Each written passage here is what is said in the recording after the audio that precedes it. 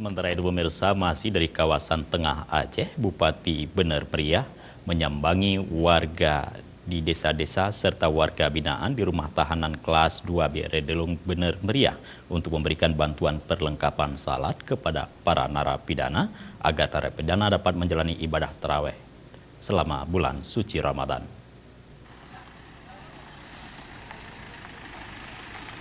Bupati Bener Meriah Ahmadi menyambangi warganya di desa-desa juga warga binaan yang sedang menjalani hukuman di rumah tahanan rutan kelas 2B Rendelong Bener Meriah.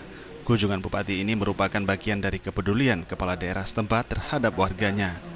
Secara pribadi, Ahmadi memberikan musola, sejadah, kain sarung, Al-Quran, buku tuntunan sholat lengkap, alat pengeras suara, serta sumbangan kepada para napi. Pemberian alat perlengkapan sholat lengkap dan pengeras suara kepada warga binaan ini adalah peralatan yang dibutuhkan di rutan tersebut, di mana rutan ini baru beroperasi selama 6 bulan terakhir, sehingga akan bermanfaat bagi para napi untuk menjalankan ibadah tarawih selama bulan suci Ramadan dalam rangka meningkatkan ketakwaan. Ini kita juga melihat masyarakat binaan kita di lapas.